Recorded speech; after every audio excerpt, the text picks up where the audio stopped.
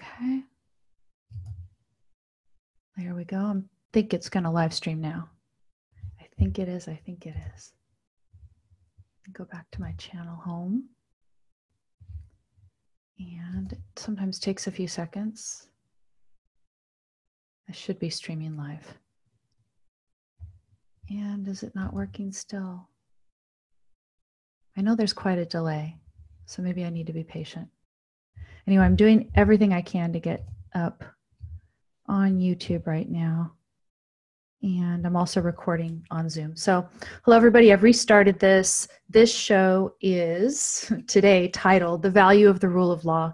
And I have to get into the substance. I can't think about the tech anymore. I'm hoping I've got us going up there on YouTube and that people can participate, but I'm still not seeing it there. So I'll put this, yeah, the Blog Talk audio is good. And Blog Talk audio is always nice. And I'll just keep going on with this right now. And later you can watch me fumble on video. So in terms of the inspiration for today's show, the value of the rule of law, why in the world do I want to talk about this? You know, it's good to revisit things every so often as something in the news sparks it. There are a couple immigration related stories that first got me thinking about this. And one of them was this horrible story of a woman who was separated from her daughter by the immigration authorities. And something like 7 months or something. And the pretext for doing this was that the daughter was maybe a victim of trafficking of some kind, but they didn't bother to even do the blood test to determine paternity with this mother. And they separated the two for something like crazy 7 months or whatever. And it was in accordance with an announcement that the Trump administration had made that they actually wanted to do this, that they wanted to put people on notice that if they tried to come here illegally, that they were going to be separating the parents from their children, and so deter people from coming here illegally. That was the idea. And there's been a lawsuit, and there's going to be other people that are also going to, Jay in the chat room over here saying, I don't see a Zoom invite post anywhere. I restarted a different Zoom meeting anyway, so whatever you would find is not good. There's not going to be a way to see me live, unfortunately, today, as far as I know. And I'll refresh it, YouTube, one more time to see if I'm up there. I should have been up there. I started it, and it still did not work. So I'm not sure why Restream was not working for me exactly. Anyway, I can't keep being distracted by it. Okay, so to go back to the story, the woman, she is separated from her daughter. They're not even blood testing to see is she the parent and everything, and it's all to deter so-called illegal immigration. And of course, I think this is horrific. I think that people who are peaceful, who just want to come here to find a better life, these two were seeking asylum because they were fleeing violence in the Congo, a mother and daughter, completely worthy to come in here. Not that I want to pay for them, but if there's a charitable organization that wants to take them on, or if there's somebody else who's going to take responsibility for them, why not let them in and try to find a good life here in the United States? So there was that story. Another story is that somebody who works high up in the administration for ICE quit because he was very frustrated with the fact that they were not telling the truth about the crackdown that happened in California. And let me go ahead and find the program notes on that, because I do have some program notes over at my blog. I refer you to my blog at don'tletitgo.com. And the article that I have, thanks to Quint Cordair, headline is this: San Francisco's ICE spokesman quits, disputes agency's claim that 800 eluded arrest. And of course, this is not the first time that somebody has left the employment one way or another of Trump administration or some agency under Trump because of a problem with untruths by the agency or the administration. As I understand it, there's this whole thing about the timeline of Tillerson's firing yesterday, and there's some undersecretary under Tillerson that was going out and saying, hey, basically Trump fired this guy on Twitter and then wouldn't talk to him and stuff. And when he was telling the truth about how this firing of Tillerson was actually handled, he himself was also fired. But here, this guy, he decided he'd go ahead and quit. And it's because the agency had been making a claim that 800 illegal immigrants had eluded arrest because of a state of California official, or actually the mayor, the Oakland mayor, had given a warning to the public about this impending crackdown. And for me, I would actually be sympathetic to giving a warning about this impending crackdown. And I would certainly be angry about our federal government overemphasizing or exaggerating the number of people who supposedly eluded arrest because of this, etc. So these are two stories related to immigration that have, sort of inspired me to look at the value of the rule of law. Why? Because if you go out on social media, people say, oh gosh, aren't you in favor of the rule of law? And if you're in favor of the rule of law, certainly you are in favor of supporting the government when it chooses to enforce our immigration law. Even if you disagree with our immigration law, then what is the venue? The venue is that you should try to propose a different immigration law. And so all they're doing is they're enforcing the existing law, and you should be in favor of that, Amy. Shouldn't you be in favor of that?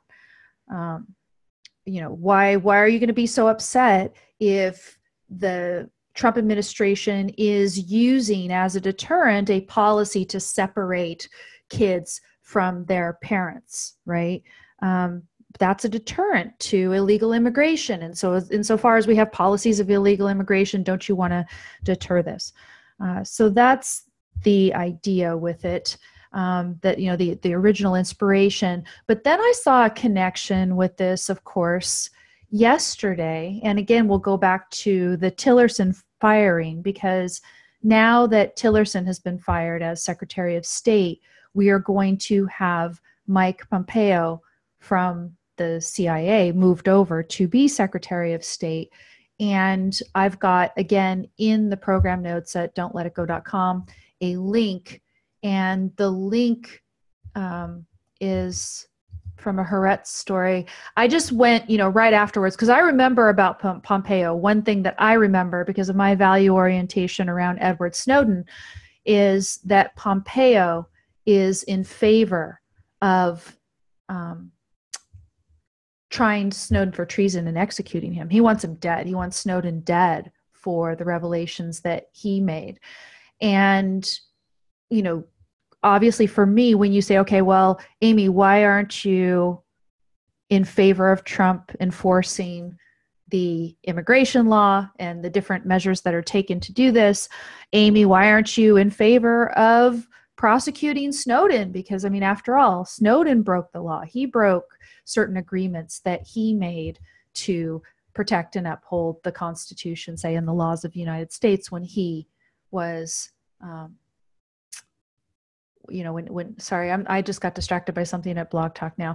I don't know. I feel like I should just record a podcast and not deal with any tech at all. That's how I'm starting to feel today. Yeah. So, you ask Amy, Amy, why are you in favor of Snowden and what he did and his revelations? And don't you think we should prosecute him and try him for treason and execute him and everything else? What's the big deal? Aren't you an advocate for rule of law? Or are you just one of these unprincipled pragmatist people? You accuse Trump of being an unprincipled pragmatist, but what about these cases? So that's the idea behind the show today, is discussing the value of the rule of law, an understanding of what makes the rule of law value in the first place. And then we're going to see, am I some pragmatist, or am I applying principles within a context? And what is it exactly that I'm advocating for with respect to the immigration case, and also with respect to the, the issue with Snowden and everything else? What should be done about them? The reference that I have for you in terms of discussing the value, the nature of the rule of law and the value of the rule of law, is this book by Tara Smith.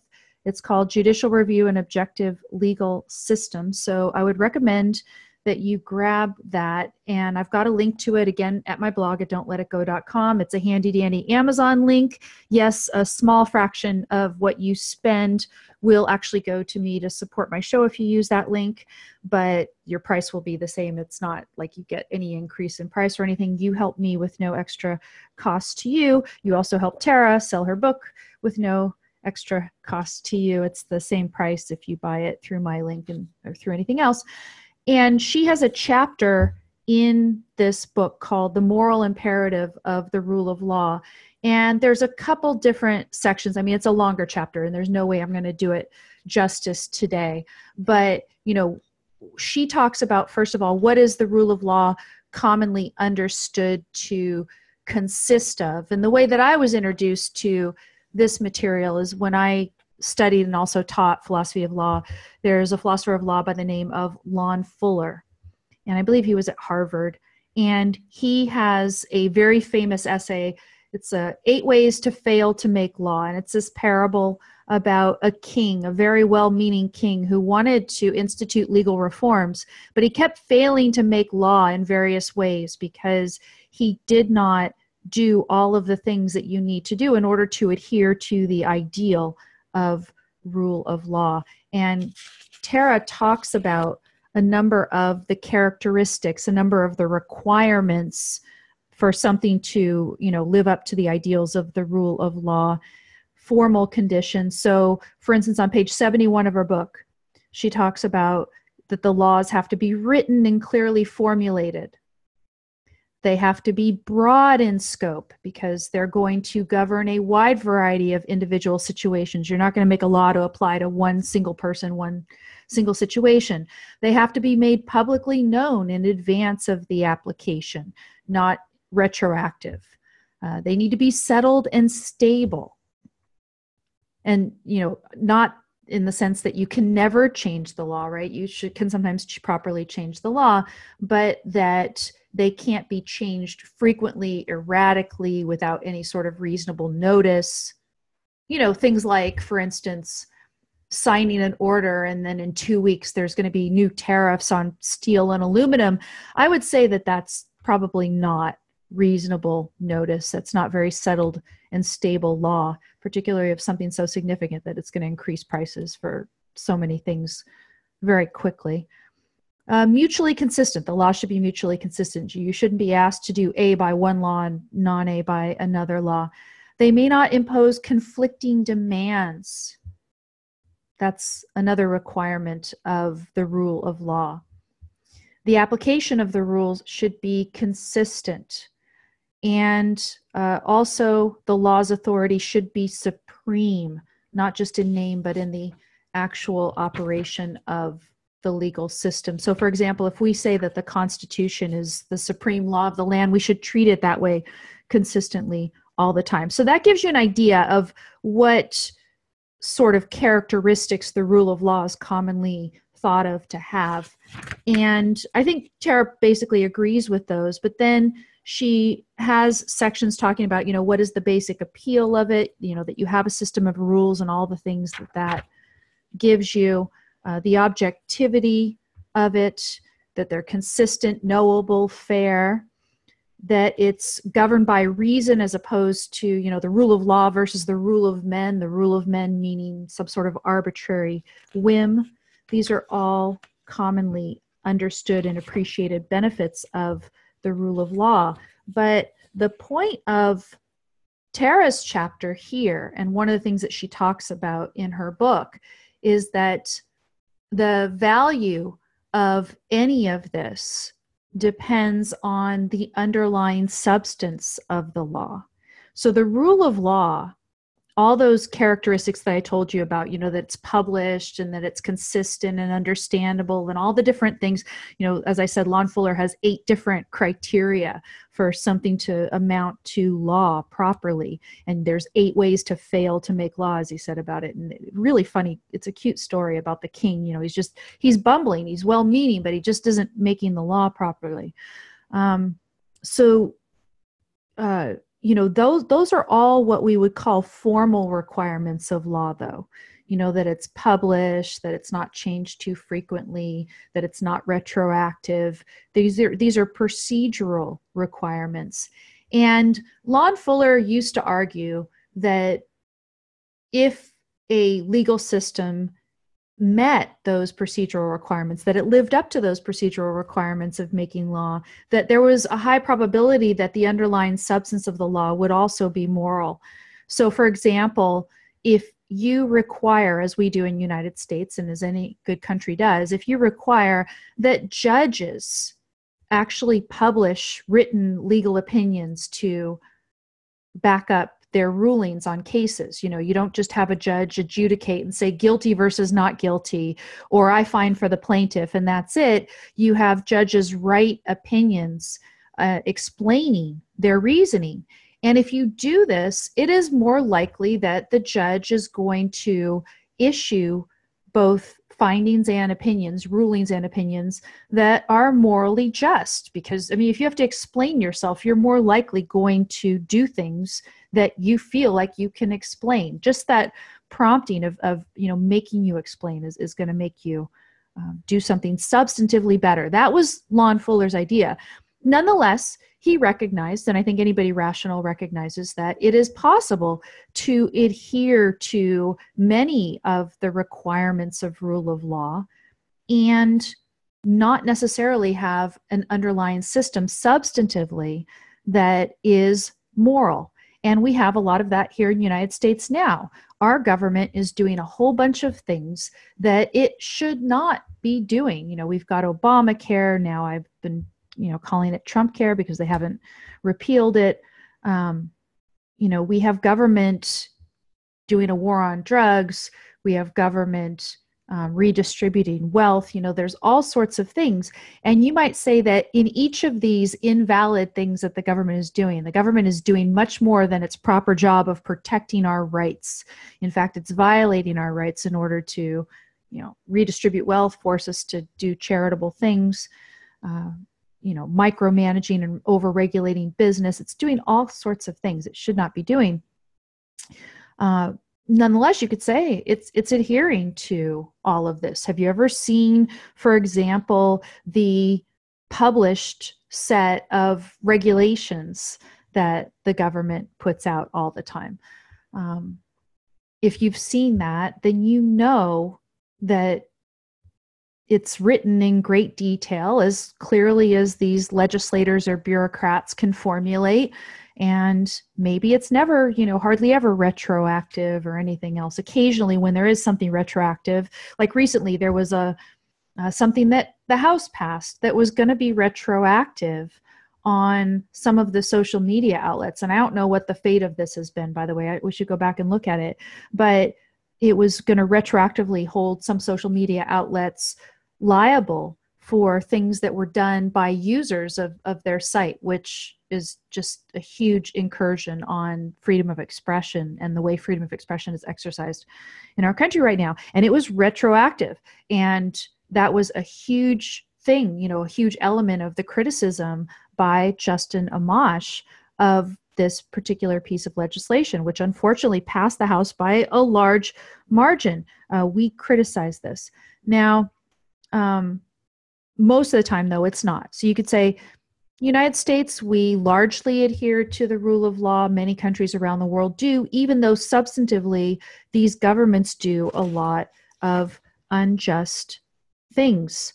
So you can see that these things can exist side by side, following the form of rule of law while in the substance not having moral law. And in fact, Tara talks in this chapter, and let me see if I can find that part, where she is saying that the rule of law can be a value even to people who are rights hostile, as she calls them. Yeah, so this is on pages 79 to 80 of our book. She says, if a nation's rulers were scornful of individual rights, why should they seek to maintain rule of law, at least as its contents are normally conceived? What would be gained by adhering to the template of legal etiquette, as she calls it, as Tara's calling it? She says, while a few answers suggest themselves, it's easy to see that none supplies the kind of reason needed to underwrite a firm obligation to rule of law. One is the ruler simply likes order and predictability.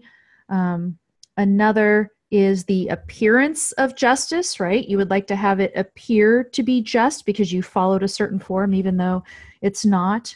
And, she says you could probably imagine others as well.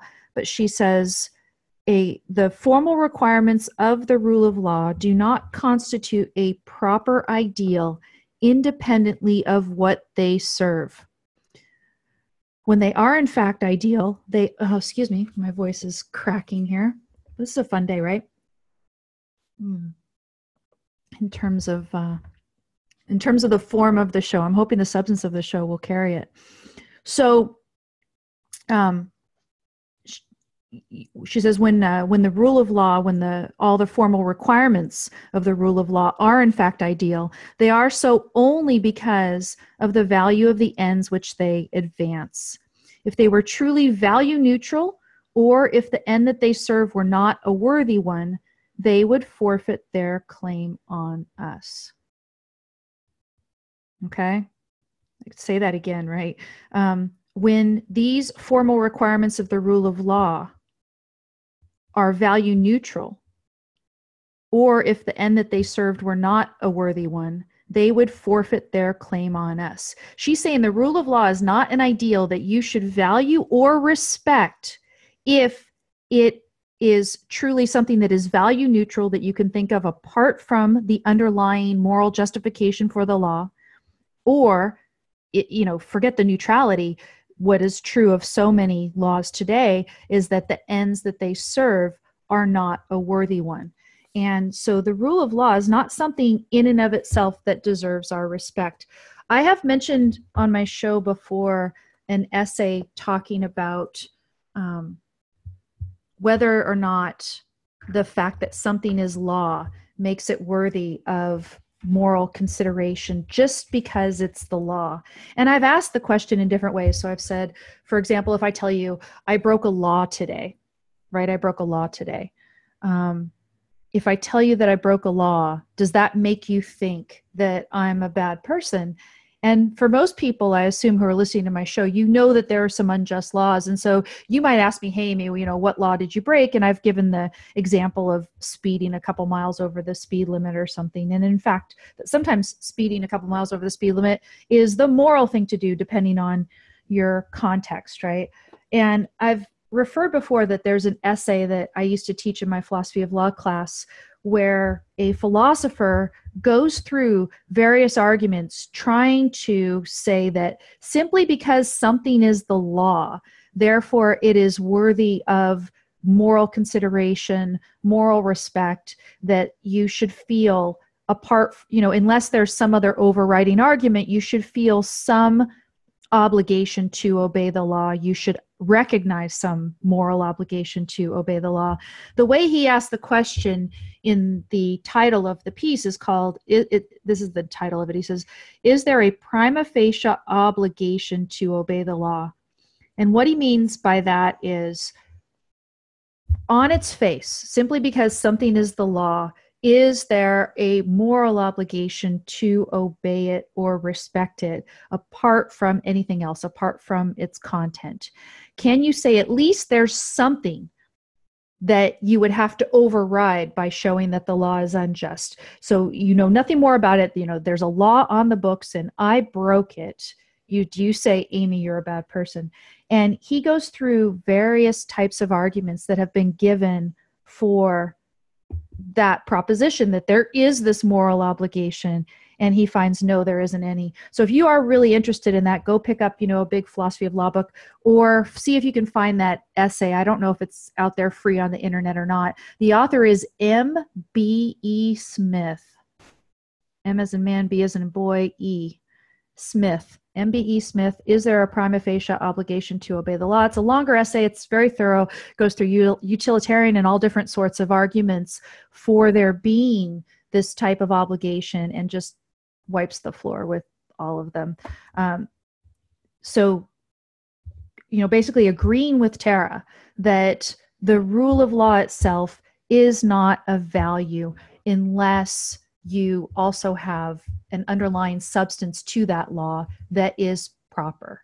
That's really the main point there. So let me go over to my blog at don'tletitgo.com and let's go into the substance of some of these stories.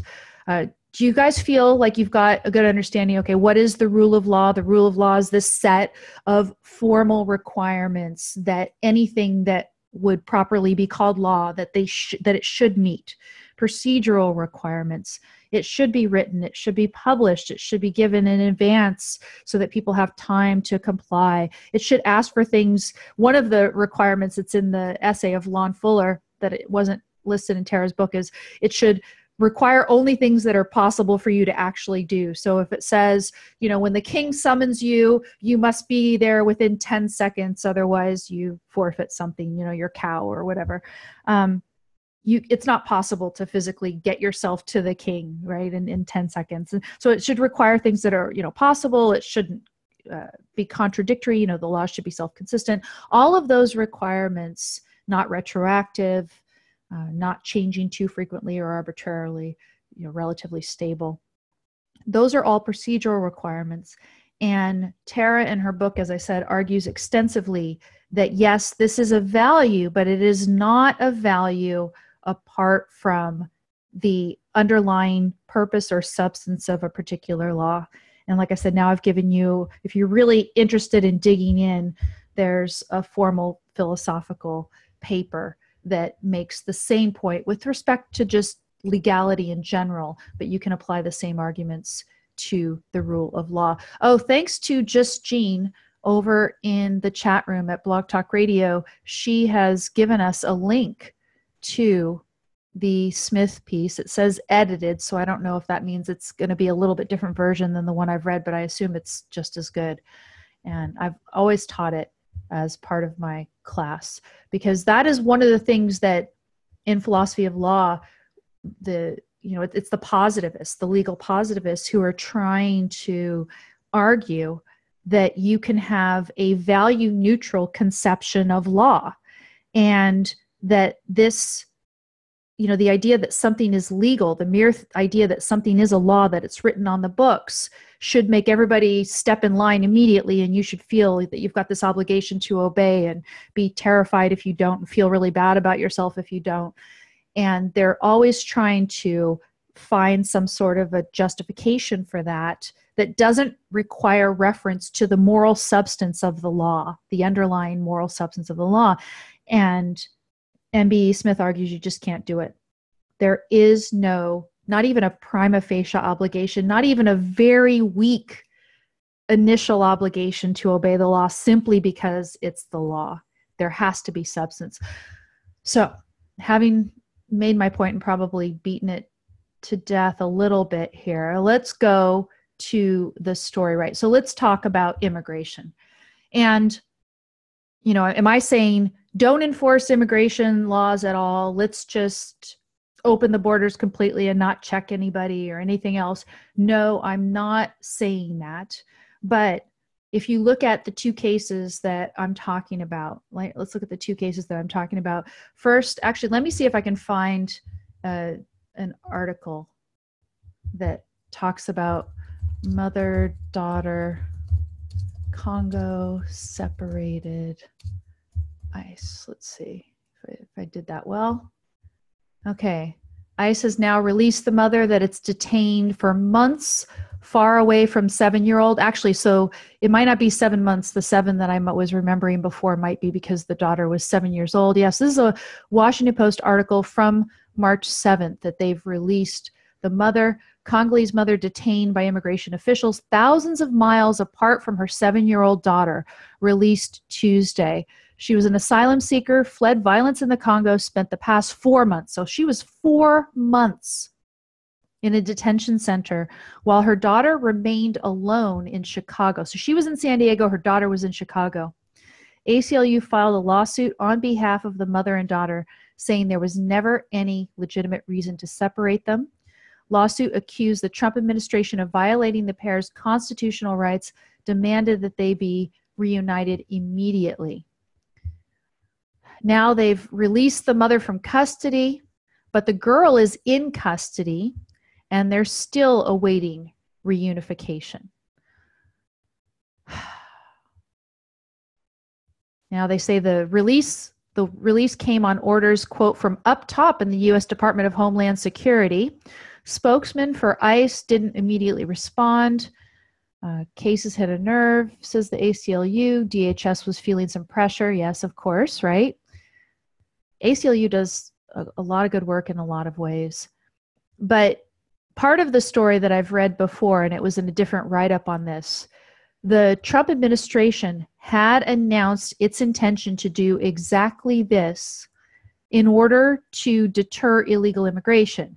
And from what I understand, once they were starting to get pressure about this particular case, they said that the reason that they were doing it, it wasn't that they were doing this.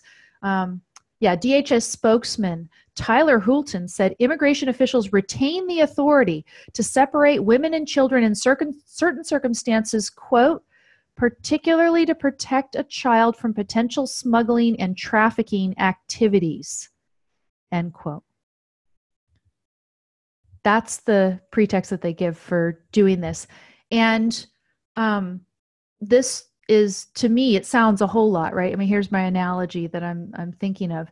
The analogy is with the Broadcom-Qualcomm, the merger that they're stopping. Now, it's a so-called hostile takeover, and Yaron didn't talk about that so much yesterday when he was covering the case, but he knows it well, that a hostile takeover isn't actually hostile. It's called that in the, kind of finance world or whatever. But Broadcom was going to acquire Qualcomm, and the Trump administration stopped it supposedly for national security concerns. So here they are. As I understand it, the Trump administration had some months ago announced that it was going to do exactly this sort of horrific, disgusting, horrible thing, separate, parents from their children, that they were going to do this in order to deter illegal immigration, that was the purpose of doing it. And instead, when they do it, instead of saying, oh yeah, we're doing it because we have this policy, we're trying to deter illegal immigration, instead what they say is, oh, it's to protect from smuggling and trafficking. So suppose you do think that. Suppose you think that in a particular case of a woman and a child coming in, that there's this potential that it might be smuggling or trafficking. What do? You do blood tests. You try to acquire objective knowledge about whether this is indeed the parent of the child. You don't separate them and be cruel to them because you have, basically decided arbitrarily, right? So you test them as quickly as possible, and maybe you could still keep them together and observe them, right? Keep them together. If you have reasonable cause to believe that there's some smuggling and child trafficking activities going on, okay, detain, observe, test, do what you need to acquire objective evidence, and then let them be when you don't have any. For me, of course, I think the underlying substantive immigration policy is wrong. And so we could talk about that as well. You say, okay, well, shouldn't we enforce the law because it's on the books? And well, this is not a great policy, but isn't it true that any sort of policy that you were going to use to try to enforce existing immigration law is going to cause pain and hardship for the people who are trying to get in the United States? So this is just a really extreme example. Amy, aren't you just appealing to emotion here? If you're really for the rule of law, wouldn't you say that the proper way to handle the situation is to volley for a change, lobby for a change in the underlying law and go ahead and enforce in the meantime? Maybe they could do something a little bit better in the way that they handled this case. Okay, let's, agree that they could do that. But other than that, what's the big deal? Aren't you in favor of rule of law, Amy? Similarly, with my sympathy in the other immigration-related case that I talked to you about, again, over at the blog, don'tletitgo.com, the one about the ICE spokesman quitting his job because he disputed what the agency had been telling everybody, that 800 people were able to elude arrest. And it was not just 800 people, but that you were supposed to believe a significant portion of them were violent criminals that were able to elude arrest and potential deportation because of the warning from the Oakland mayor. The ICE spokesman quit because he was being told that he had to toe the party line and keep propagating that fraud. There's no way they could have arrested 800 people. They didn't have the resources to do any of that anyway. So the whole thing was not really true from top to bottom. And how many of them were actually violent? That's the other question. For me, if you say that when our immigration authorities are going to do a crackdown in our country right now, that they're going to round up only violent criminals, right? Because I don't believe that if somebody comes in this country, they have a right to come in here if they are violent criminals. If you do allow them a right to come in here and work in the United States, within some sort of probationary period, you see that they have become violent criminals or some sort of a actual criminal violation, yeah, kick them out. Of course, I'm in favor of doing that. I think that would be part of a just immigration policy, to not allow in or to kick out criminals who are trying to seek residency and potentially citizenship eventually in the United States. That would be fine. But that's not all that the Trump administration was going to do with this crackdown. And so therefore, I'm sympathetic with the Oakland mayor giving everybody a heads up that this crackdown was coming. And I'm sympathetic with the ICE spokesman quitting, because he's not going to toe the party line and just blindly mouth the agency's claim that 800 people, a bunch of them violent criminals, had eluded arrest because of this warning. So these are the two, and I have sympathy. So then the question is, how should these situations be handled then, right? I think that the underlying immigration law is unjust.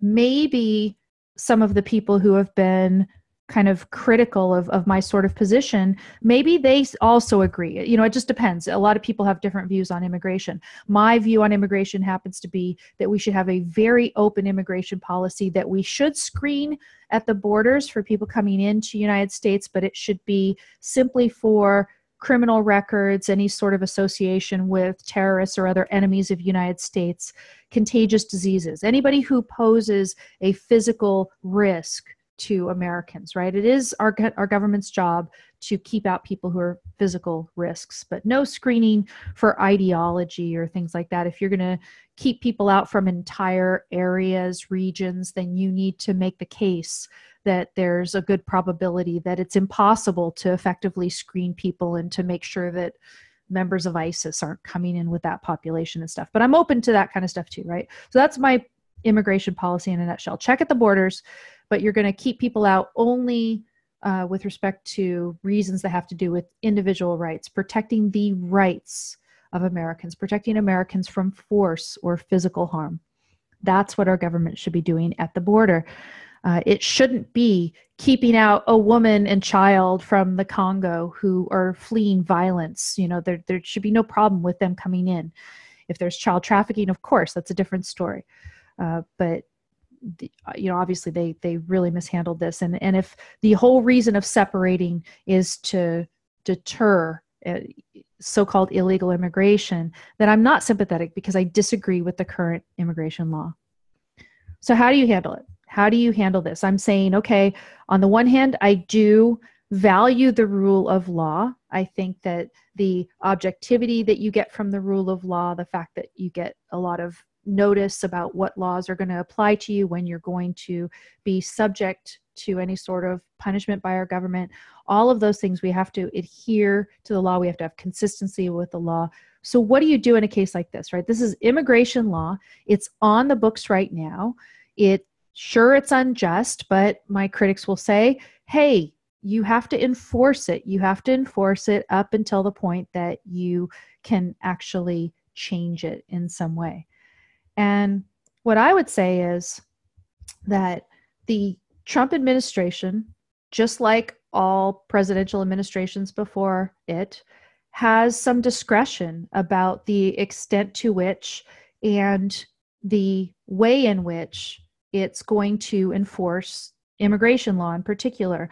So one thing we used to hear with the Obama administration is that the Obama administration did not enforce immigration law a lot of times, and it had the discretion not to enforce the immigration law. So why not keep doing that now, right? Why not just exercise discretion? You can choose to, in effect, implement a just immigration policy just by exercising discretion with respect to the enforcement of the existing immigration law. That's what I think the Trump administration should do. And of course, what the Trump administration has done is it's chosen to exercise its discretion in what I would say is the opposite direction. So I'm arguing, the executive branch, if you have discretion as to whether to enforce immigration law, and apparently you do, that's what I'm hearing from, what we heard from the Trump administration before. And, they didn't stop the Trump administration from doing a lot of the things that it was doing with respect to immigration. If they have discretion, then go ahead and exercise that discretion so as to de facto, at least, sort of enforce a just immigration policy, allow more people in, allow, as many visas as you can of the different types for people to come in, skilled workers and everything else. Whatever you think is the substantively just immigration policy, there is some discretion to move in that direction. But as I say, what the Trump administration seems to be doing is they are going in exactly the opposite direction, and they are choosing to exercise their discretion and so-called strictly enforce the rules that are on the books, and in fact maybe do things that aren't even allowed based on the spirit of what's in the books. So for example, I doubt that the law that is on the books says, oh, it's great if you decide to go ahead and separate a mother and daughter who are trying to get in the United States if you're doing it in order to serve as a deterrent. That sounds, like some of the cruelest and unusual punishment that you could ever imagine, and we are a country that just rejects the whole idea of cruel and unusual punishment. And you say, okay, well, constitutional rights don't apply to people who are trying to... Rights apply to human beings, and our country was founded on individual rights. And if you want to sit there and niggle on, constitutional rights of immigrants versus us and who you're going to treat properly, they announced this policy. They're going to separate parents and kids. Then they went ahead and did it. And then what they tried to do is, as an excuse, say, oh, we were concerned about trafficking. If you're really concerned about trafficking, then you could figure out whether or not there's any evidence of that in a particular case very, very quickly. There's no reason a separation has to go on for months or anything else. So exercise discretion. That's what I'm calling for. And like I said, what the Trump administration has done is exactly the opposite. They have chosen to exercise their discretion in a way that would exclude or kick out as many so-called illegal aliens as possible. And while I'm sympathetic to deporting aliens who have come here illegally, and particularly if they've come here illegally and then they've gone on to break some sort of a law, and they're violent criminals, then yes, go ahead, round them up and ship them out. That would be fine with me. But that's not what Trump administration is doing, because the Trump administration is not just focusing its efforts on solely violent criminals. Then the immigrants have, I think, the justified sympathy of people like the mayor of Oakland, who says, hey, if I'm becoming aware of the feds coming in to have an immigration crackdown, I'm going to go ahead and warn people. I'm going to warn people. My job is to protect the people within my city or around my city. And that's what she did. So, or is it he? It could be he. I'm sorry, I'm not up on who the Oakland mayor is this time around. You guys can tell me if you want. But yeah, I'm very sympathetic with the Oakland mayor. And I don't think that contradicts the rule of law and the value of the rule of law. I'm not rejecting the rule of law when I tell you that I am not at all sympathetic. I'm very much opposed to the way that the Trump administration has chose to exercise the discretion that it has with respect to enforcement of the immigration law. The whole immigration law in the books right now is unjust and it needs to be reformed. And so why not, within the letter of it, do whatever you can to achieve a just outcome with respect to immigration while you're at the same time pushing for the reforms that need to be made. That's what should be done. And that is not what's being done. And yeah, I'm not for, quote, enforcing the law as written. And I'm certainly not for going beyond that. And even more so, I mean, that, when the agency, and again, which agency is it that's out there? It's the ICE, right? ICE, wonderful acronym. Immigrations and Customs Enforcement, ICE. Yeah, resigned after the recent Northern California sweep. He said he couldn't do his job after Trump administration officials made false public statements about a key aspect of the operation. You know how Trump also has had this revolving door for his own spokesmen, women? How many people have moved already through? I know that Obama churned them through a little bit too, but I've seen a lot of churning there. People have been making all sorts of jokes about the Trump administration churning people around, but a public official should not be making false statements about this.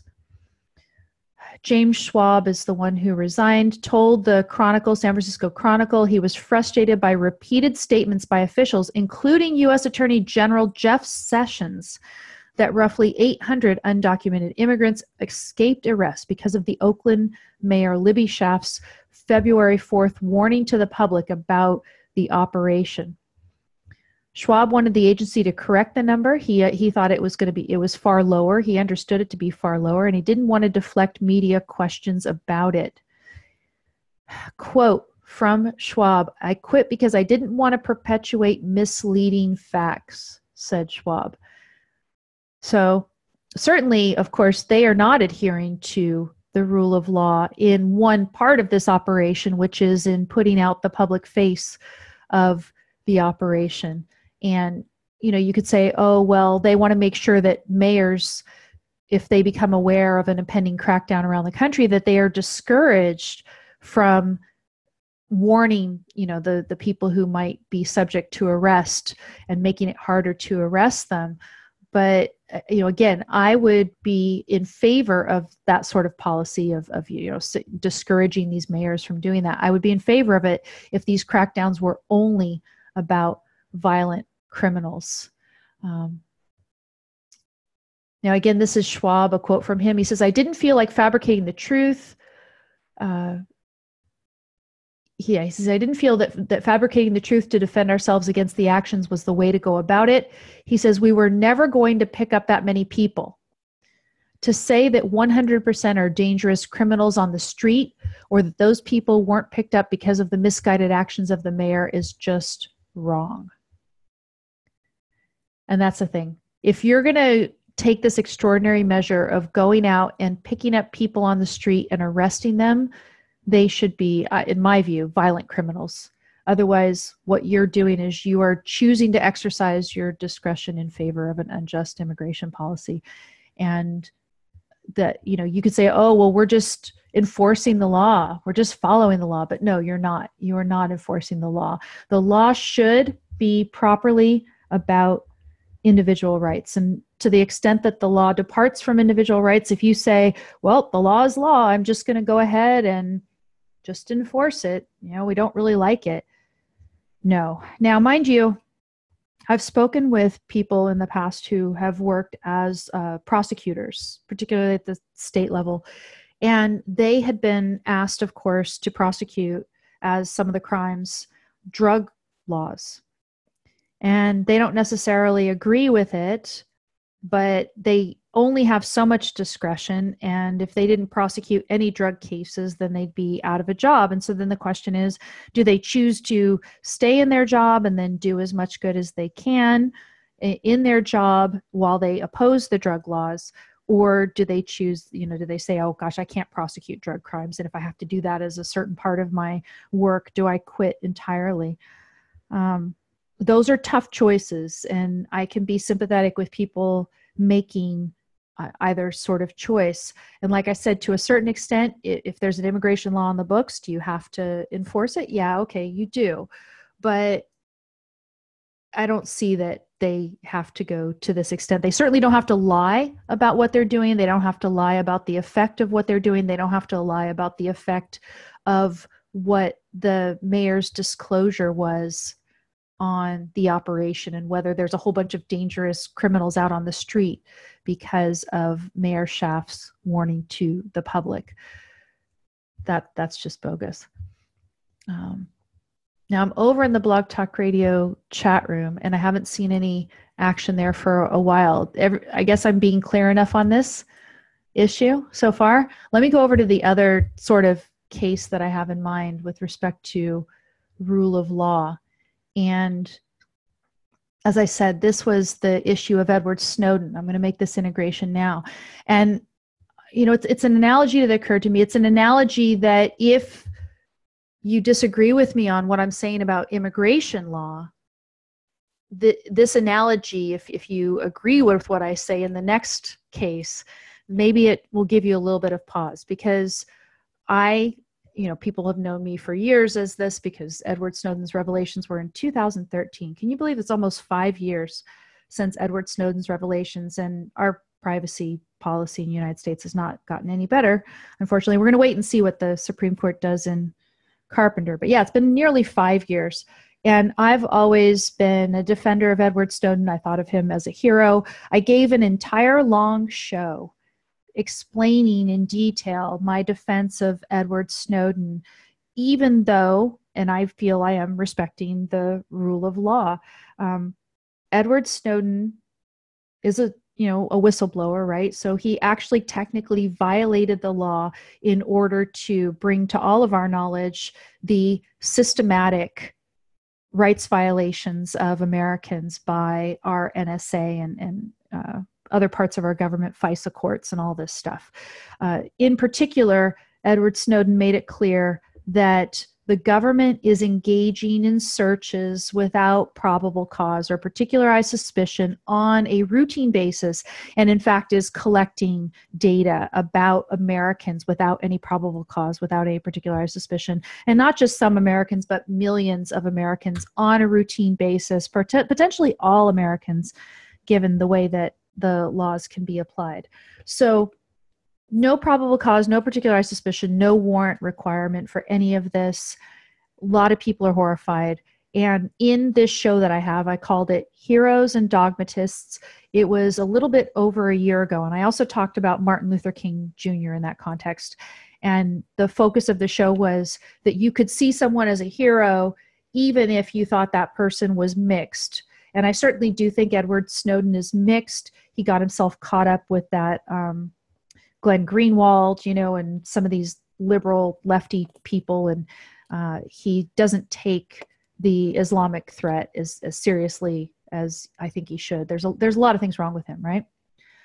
But I think in the particular case of notifying us, of doing what was need to happen to bring to the light of the public the stuff about the bulk surveillance, I think that he was very good. Let me take a sip of this. I keep talking with a bottle of water. For those of you who can't see me right now, I keep talking with a bottle of water in front of me. I'm going to take a sip, and I don't take a break. So with Snowden, right, I defend him. I defend what he did.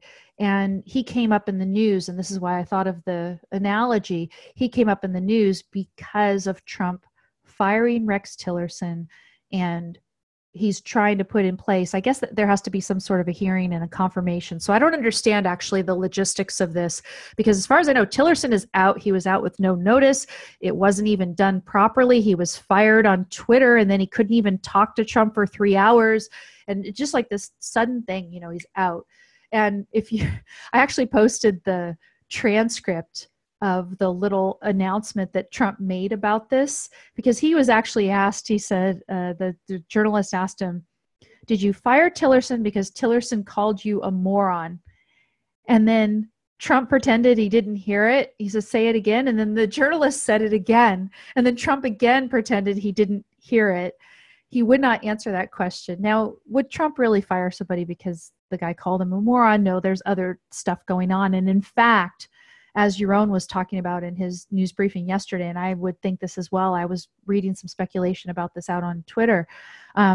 It could be because Tillerson was not towing the party line with respect to Russia, that Trump is a lot more sympathetic to Russia and other disgusting dictators around the world more broadly than Tillerson was. And Trump wants to be able to have the discretion to make nice with disgusting, brutal dictators, right? He'd like to be able to do that. So Tillerson's out, and they're going to bring Pompeo in. And as I said, the one thing that I remembered is, when they were going to have Pompeo as the head of the CIA, is that Pompeo believed that Snowden should be extradited, brought back here, brought up for treason, and executed. So let's put it all together now, right? If you've got Tillerson is out because he's not friendly enough with Russia. Suppose that's true. Pompeo presumably is ready to be friendly with Russia. And in fact, it seems now that he would have a very personal motivation, because he's got such animus for Snowden and he wants to bring Snowden back and execute him and stuff. That could happen, right? This could actually happen. Of course, when Pompeo became the head of CIA, I was distressed about this. And so now I'm even more distressed, because as Secretary of State, Pompeo would be one step closer to being in a position to actually achieve this goal versus just exert influence as the head of CIA. This would be horrible, right? Or, we might not even see Snowden brought back here, but now that Russia's doing its thing and just killing people with nerve agents wherever they feel like they can, no due process, whatever, that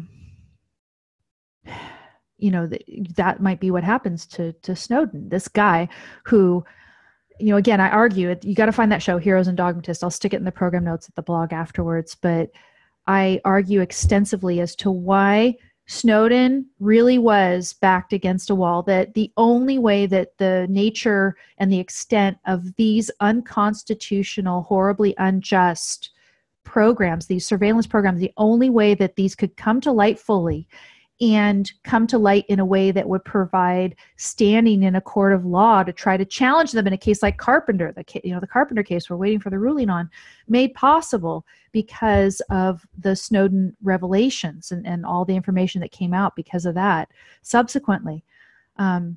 This guy is a hero. And the idea that, you're going to go after him and, bring him in, extradite him and execute him, or just see if the Russians can do it for you, because now you're friendly with the Russians because you've got Pompeo in. This is disgusting. So I'm thinking about this. So then you could say, Amy, aren't you for the rule of law? And, again, I'll have to refer you to that show, Heroes and Dogmatists. But what I talk about in there is the fact that Snowden initially was, and this is my understanding, this is what he's talked about, and I tend to believe him, even though he's, like I said, he's a mixed person. I acknowledge this. I do not agree with Snowden on everything. I'm ready to criticize him on many things. But I believe that he did try to go up through the proper channels, that he was rebuffed when he did try to go through the proper channels, that he also observed that if he had followed, or sought the protection of the existing whistleblower laws on the books, that he would not have gotten a fair trial in the United States. So he saw that it was imperative that this stuff be made public that the only way to do it was to get information in the hands of journalists. I also believe that he was very careful, to the extent that he could, to have that information released to and by the journalists in a way that would not harm the legitimate interests of Americans. For example, expose spies overseas, or expose any sort of location of our troops in enemy territories, or any of those things, right? He tried to do everything he could to just make the public at large aware of the injustice being committed systematically by our government. Pushing towards 1984 is what our government's been doing. He wants to make the public aware of it so that we can do something about it, that outrage would happen, and therefore we'd push for either legislation or, as I've argued, the only real way to do it is litigation. Litigation, they tried to challenge these programs through litigation in the past. Some people were aware of the programs, but there hadn't been any evidence that could be introduced in a court of law about these programs. The only way you could achieve that evidence is by violating the policies of the NSA and the different agencies. So Snowden had to violate them. He was made aware that if he had gone through the proper channels, that at best he would be treated as a whistleblower in the current law. And the whistleblower current law, he would just get a superficial kind of pro forma trial. He wouldn't be able to make his case to the public and get the public made aware of what's going on. So this is the only thing that could happen. Now you say, okay, well, Amy, nonetheless, isn't he breaking the law? Isn't this Snowden case somehow different, right? So if anything, let's go back to how good these two analogies are. I've got these two cases where the rule of law would seem to go against my sympathies or position in the particular case. One was the immigration case, one is this case. If anything, we should be less sympathetic to Snowden, right? Because Snowden is not in a position that he had discretion. The law told him, you do not disclose this information about NSA programs that you have been given access to. You've been given this high-level security clearance. It comes with certain responsibilities. You do not have discretion to release this information. If you do, you are a lawbreaker. You are a bad person. There's no discretion. So what I would say is, shouldn't you be even less sympathetic to Snowden, if you believe in the rule of law, than about immigration? Right? Those immigration authorities. And what I'm going to say in this case is that this is a very, very highly exceptional case. So with respect to immigration, suppose the immigration authorities have been given no discretion at all, right? Suppose it was different than the current law. Apparently, the current law is that the administration, the presidential administration, has some discretion as to how many resources to allocate to immigration law enforcement. Now, why do you think they have that? It's because they realize that when people want to come in the United States, that they are not posing a threat to us, that they just want to come here and work and exist and live like human beings, right? Why do they have the discretion? On the other hand, it's good for someone like Snowden to not have discretion in the situation where he is, right? So I think that the balance is correct there. But, giving discretion in immigration law is a recognition that the immigration law that's on the books doesn't have anything to do with rights violations, or at least it's not strictly related to rights violation. It's a concession, right?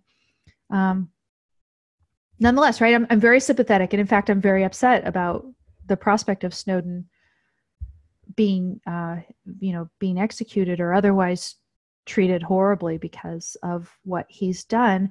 Why is that? I think this is one of those situations where, again, as I argued in that one show extensively, that he had to do what he was going to do, what he did. He had to do what he did in order to expose systematic, perpetuated rights violations by our government. There's one other aspect that I talked about in that show and I haven't mentioned here, and I should just mention it.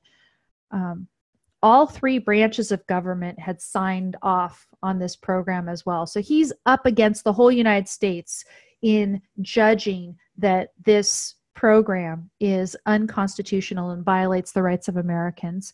He has his own judgment. When I had the privilege, or I guess I would still call it a privilege. I just disagree with him so much on this issue. I got to speak with the former UN ambassador, UN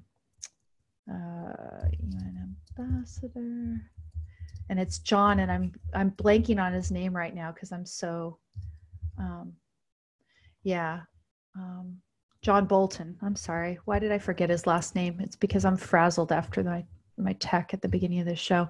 So I got to speak to John Bolton, and John Bolton was saying about Snowden at the time. This is right fresh after, Snowden had just made his revelations weeks before, and Bolton was out there calling for the execution of Snowden, which makes me quite upset because I did like a lot of things about Bolton. Anyway, so Bolton was talking to me when I had the pleasure of interviewing him.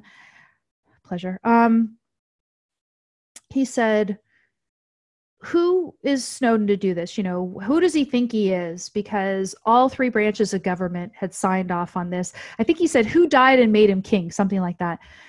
And it was as if somebody needed to give Snowden permission to do what Snowden thought was right in order to achieve justice in the situation.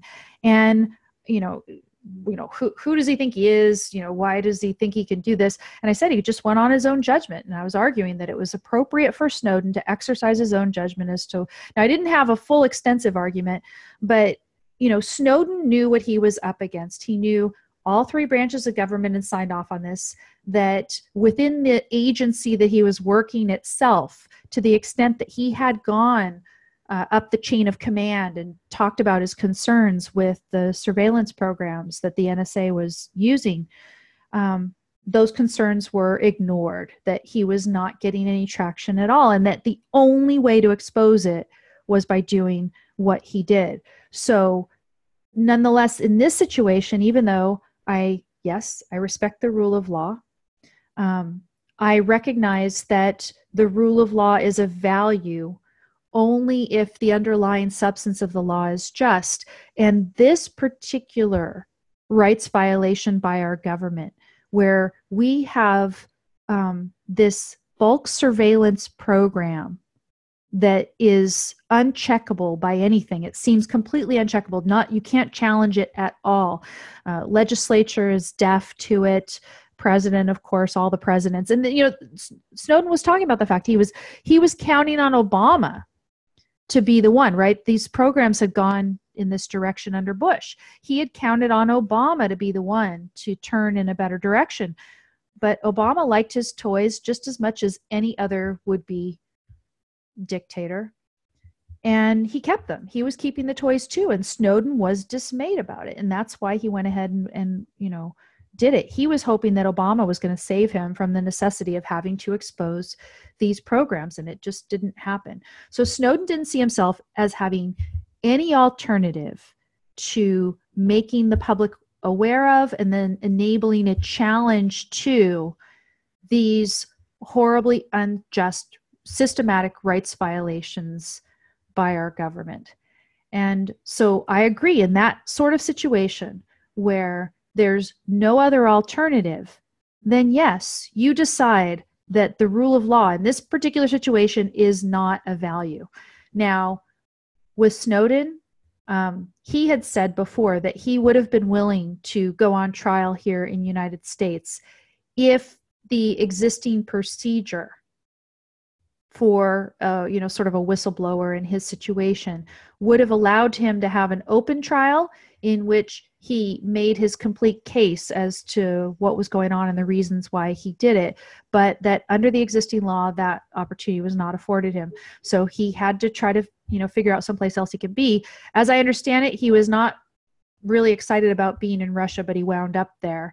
And again, I think he trusted some of the wrong people. He's allied himself, unfortunately. He's too sympathetic with some of the wrong people as well. So they put him in Russia.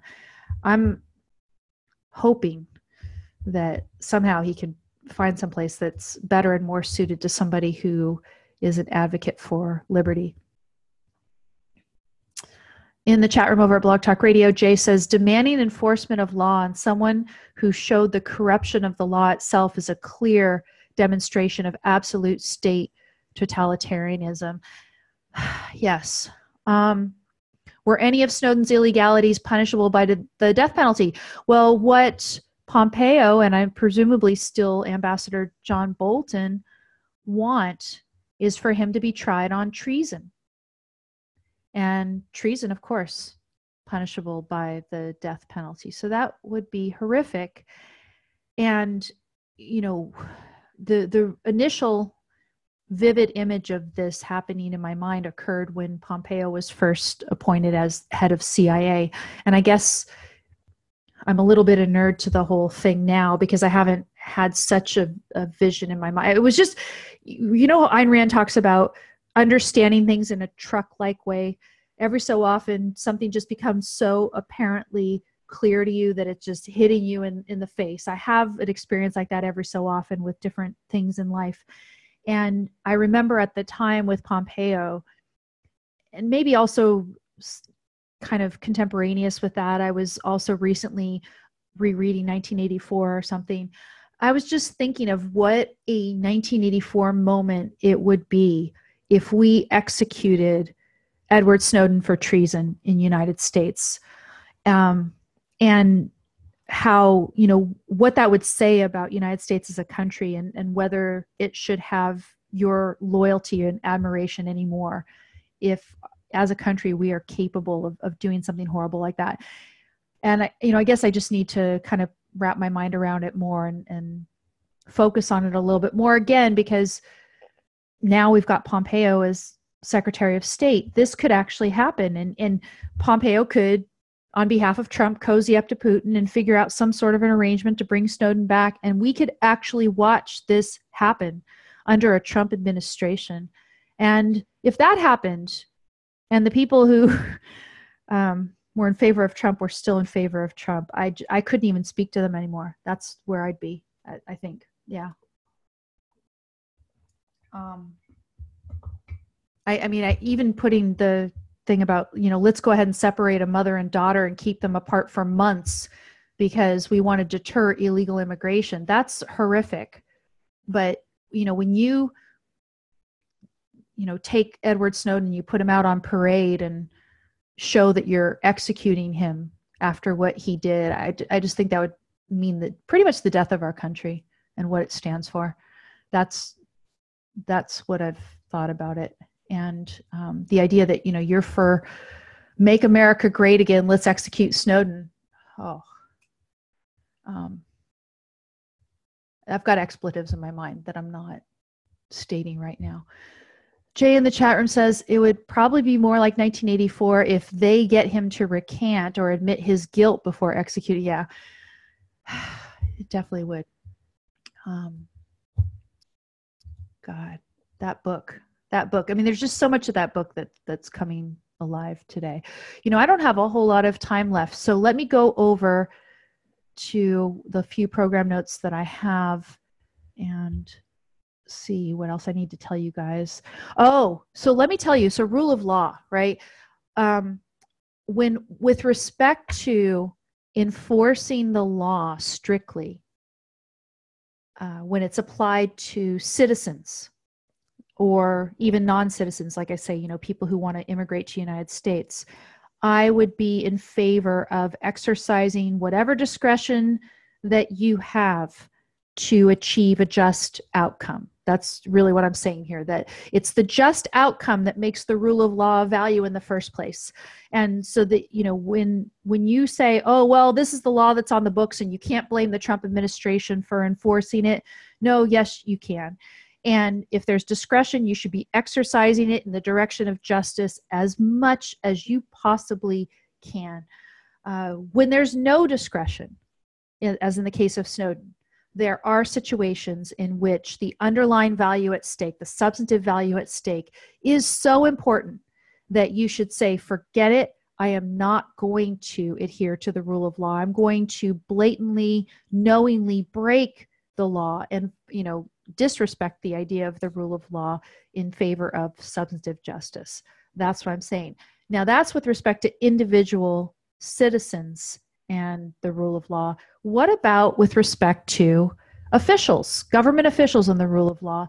This case just came out this week, and James Clapper has apparently avoided charges completely for his clearly erroneous surveillance testimony. This is related to the whole Snowden thing. So not only is Snowden considered a criminal who might be brought here, extradited, and brought up on treason charges and maybe executed in a horribly unjust, I just can't even picture it. Sorry, I'm just going to sigh and not talk. So, Clapper gets off scot-free. They never prosecuted him for the statements that he made back in 2013. He was talking about in 2013. Let me find the statements. Clapper's problematic testimony occurred a few minutes before noon on March 12th, 2013, when he told Senator Ron Wyden, a Democratic for Oregon, "No, sir, and not wittingly." Those are the two things he said, "No, sir," and "not wittingly," in response to a question about whether the NSA was collecting, quote, "any type of data at all," end quote, on millions of Americans. He lied before Congress. He could have been prosecuted for this, but now, after March 12th of this year, the statute of limitations, which is 5 years, expired. This guy gets off scot-free.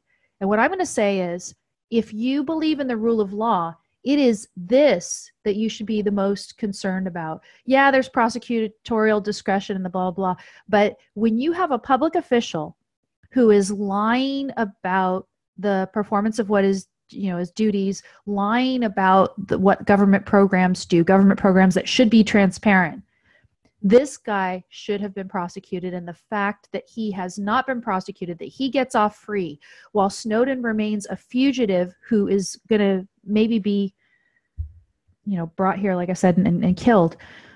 This is ridiculous. And if you uphold the rule of law as an ideal, this is the place with respect to government officials that you should not budge an inch if you have a real case of a rule violation. Why? Because any system of law, any system of checks and balances is necessarily imperfect. There are always ways within, people within that system, the administrators within that system, the officials within that system, that they can go wrong and they can bend the system in an unjust way. And that's exactly what Clapper did here. He needed to be made an example of, and he was not. And it is inexcusable. So,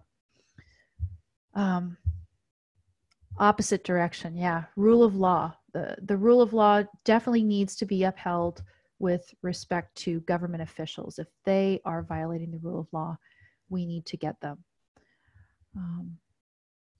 One last quick story. I've got a few minutes, and actually I can't really do a whole lot of justice to the story. All I can do is I can give you the summary that my friend gave me. It's From Russia with Blood, a BuzzFeed news story. As you are aware, Russia has been executing people on foreign soil in the UK, supposedly from, their dissidents, political dissidents of certain kinds and stuff like that. But apparently this has helped to expose something that's been going on in the UK for a while, which is that a number of Russians who have a lot of dirty money. You talk about cronyism in the United States. There's all sorts of cronyism and corruption and outright illegality in Russia. They have an oligarchy of sorts. And a number of the people have gone to the UK and spent their money and bought lavish homes and all sorts of stuff in the UK. Why? Of course, well, life's better in the UK. Wouldn't you want to live in the UK versus Russia? I sure would. And so then the question is, why has why has the UK not taken action against Russia in the past? And the answer apparently is that the UK has not wanted to give up the money that the Russians have brought. That the money that the Russians have brought to the UK is a significant enough factor that if they lose it because they decide that they're going, and I guess now they are kicking out a number of people from Russia and stuff. They're finally doing it. Why? Because, they have to. They have no choice. They're publicly exposed if they don't. But they didn't want to. Apparently, they were reluctant in part because of the money. Now, the Russians, of course, also they would value living in the UK because of the rule of law to the extent that it still exists in the UK as well. But um, that is quite the mess. And now the question is, what is Trump going to do about this? Is Trump going to denounce Russia and side with May and be a strong ally of the UK in this situation? Or is it going to go ahead and bury its head in the sand, or in fact cozy up with Russia, which is the thing I'm the most scared of? You guys, I'm about done with my show over here at Blog Talk Radio. The time limit is up, so I'm going to have to go ahead and also end my video. I thank you for tuning in today. I thank you for your patience with respect to all the technical difficulties. I'm going to try to edit both the audio files and the video files to get as much of that as possible out of the beginning of the show. I hope you found it of value. And I will, I think, see you guys on Saturday with Yaron. I think he's in town and planning to do a show with me on Saturday. I don't yet know what the topic is. It's if you have any stories that are of interest to you, go ahead and send them to me as well. Thanks, everybody. Take care. Blog Talk audience, thank you, as I said, for your patience, and we'll talk next time. Bye-bye. I'm going to end my recording.